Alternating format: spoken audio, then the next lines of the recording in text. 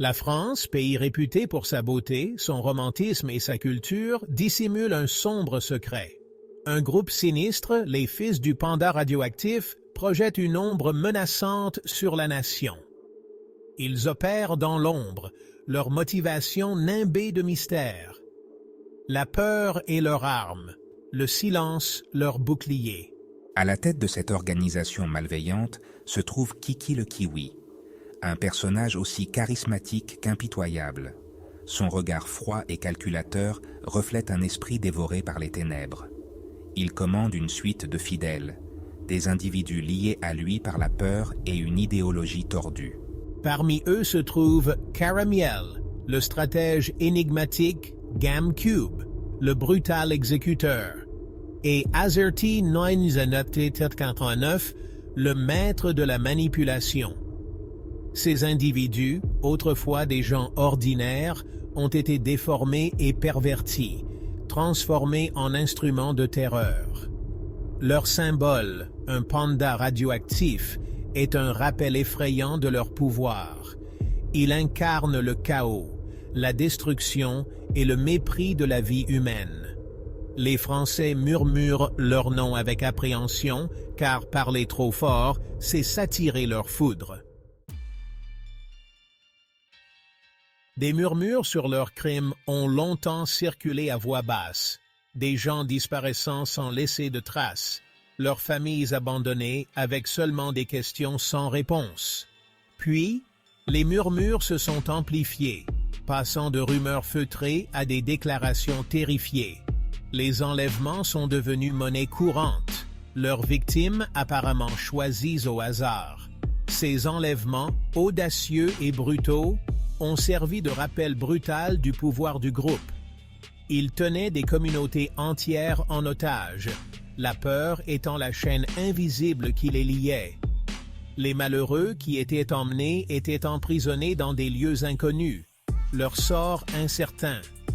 Certains étaient soumis à des horreurs inimaginables, leur esprit et leur corps brisés par des tortures incessantes. D'autres disparaissaient tout simplement, leur existence effacée comme s'ils n'avaient jamais existé. Et puis, il y a eu les meurtres. Des actes de violence brutaux et calculés qui ont laissé les communautés sous le choc et la terreur. Chaque meurtre était un message effrayant, un témoignage sinistre du pouvoir et de la cruauté du groupe. Un par un, les rares courageux qui ont échappé aux griffes des Fils du Panda radioactif se sont manifestés, la voix tremblante mais résolue. Leurs témoignages brossent un tableau effrayant de la brutalité du groupe. Ils ont pris mon frère, dit Marie, les yeux emplis de larmes retenues. Il a juste disparu un jour, et puis nous avons reçu un message, sa montre, couverte de sang. Sa voix se brise sous le poids d'un chagrin encore vif, un rappel brutal du coup humain du règne de terreur du groupe.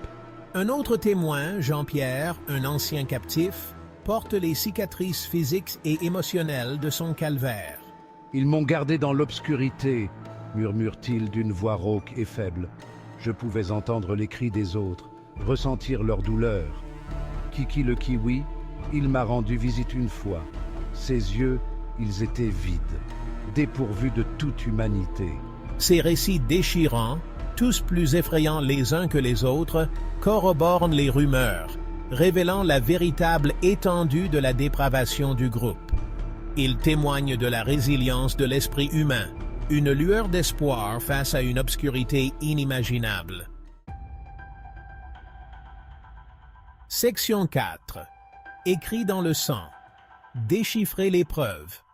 Au-delà des témoignages glaçants, une série de preuves écrites offre un éclairage supplémentaire sur les opérations et les motivations du groupe.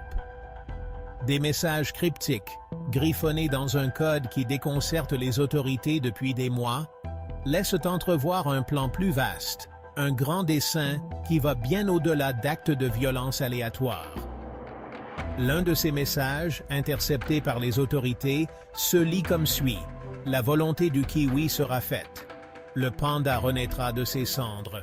Ces mots, effrayants de simplicité, suggèrent une idéologie déformée, un système de croyances ancré dans le chaos et la destruction.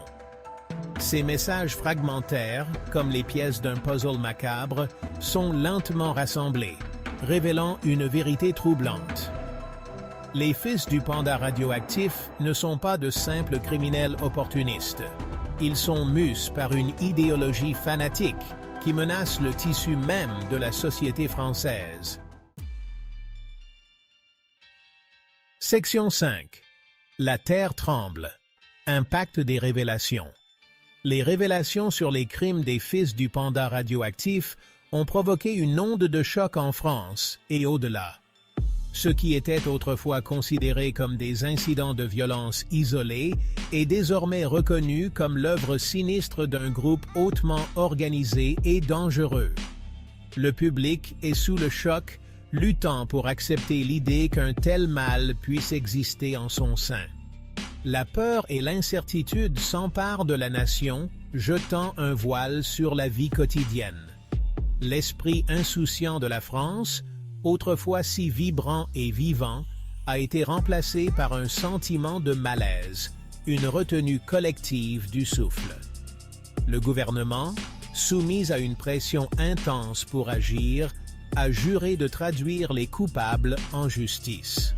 Une chasse à l'homme national est en cours, toutes les ressources disponibles étant consacrées au démantèlement du groupe et à la traduction de ses membres en justice.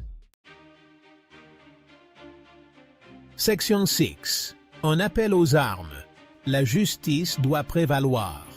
Le combat contre les fils du panda radioactif n'est pas seulement une affaire de maintien de l'ordre, c'est une bataille pour l'âme de la France. Les citoyens de cette grande nation doivent s'unir contre cette menace, en faisant front commun pour rejeter les ténèbres qui cherchent à les engloutir. Ceci est un appel à l'action. Un appel à la vigilance et au courage. Si vous avez des informations sur le groupe ou ses membres, aussi petites ou insignifiantes soient-elles, veuillez vous manifester. Votre silence les protège. Votre voix peut contribuer à les faire tomber. Que le monde sache que la France ne se laissera pas intimider par la peur. La justice prévaudra.